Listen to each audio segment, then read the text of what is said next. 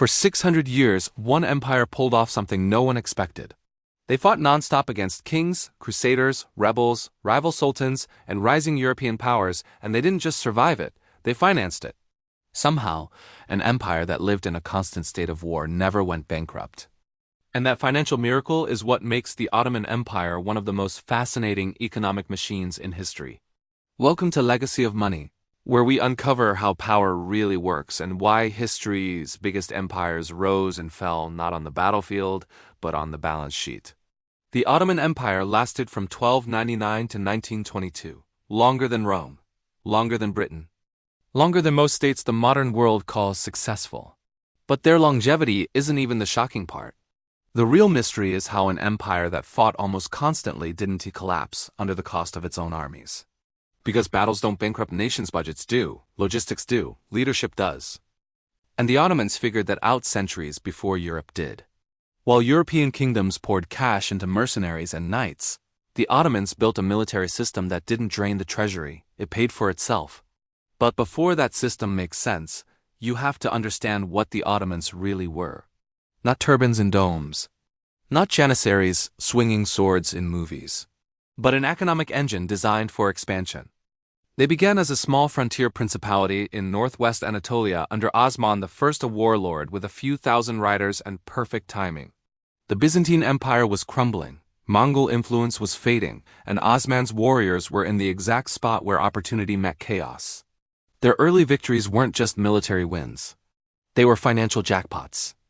Every new territory meant new farmland, more crops, more taxes, and more people generating revenue. From the very beginning, war wasn't a cost. War was income. By the time they took Bursa in 1326 and stepped into Europe in the 1350s, they controlled the crossroads between Asia and Europe, the busiest economic arteries in the medieval world. If you traded silk, spices, copper, timber, weapons, sugar, or coffee, you paid the Ottomans. And while other states struggled to fund their armies, the Ottomans had something far more powerful than manpower or metal. They had cash flow. But revenue alone doesn't explain 6 centuries of war. Plenty of kingdoms had wealth, most still went broke. What made the Ottomans different was structure. Instead of salaries, the empire paid many of its soldiers in rights, the right to collect taxes from specific villages. These cavalrymen, called sipahis, funded their own equipment, horses, armor, and travel. No payroll, no massive military budget, no treasury crisis every time a war broke out. The Sipahi had one obligation: show up ready to fight. The rest covered itself. It was one of the most brilliant financial innovations in military history. The empire saved money, villages stayed stable, and the army remained ready even in peacetime. War didn't strain the system, war activated it. But the Ottomans didn't stop there. Their elite infantry, the Janissaries, came from the Devshirme, controversial system where boys from Christian villages were taken, converted, and trained for military service. Ethically, the system was harsh. Financially, it was ruthless efficiency. The empire didn't bear the cost of raising them. By the time the state invested in their training, they were already grown, healthy, and ready to become professional soldiers loyal only to the Sultan. So now the empire had a low-cost infantry and a self-financing cavalry. Together, they created a military machine that could fight for centuries without destroying the economy. And every conquest made the next conquest easier. Every new territory brought new taxpayers, new ports, new trade routes, and new revenue streams. Where European kingdoms often returned from war poorer, the Ottomans often returned richer. Geography amplified everything. The Bosporus, the Dardanelles, the Mediterranean choke points, the Red Sea, the Silk Road, whoever controlled these controlled the flow of global wealth. And for centuries, that whoever was the Ottoman Empire. By the 1500s, they were one of the richest states on the planet.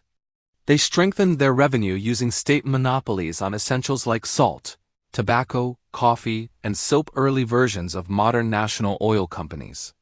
They collected tribute from semi-independent regions, which was cheaper than ruling them directly. And unlike most empires, they avoided massive debt for centuries. No foreign lenders. No crippling interest. No financial overlords. But everything changes, especially the world economy. As Europe industrialized, global trade shifted to ocean routes instead of land routes. Gunpowder advanced. Timar lands were mismanaged. Local tax holders abused their power. The Janissaries grew wealthy and politically untouchable, resisting every attempt at reform until they became a state within a state. Suddenly, the empire needed something it had avoided for centuries: cash salaries for a modern army. And to get that cash, they turned to something far more dangerous: foreign loans. European banks lent money at high interest. Debt exploded. Payments fell behind.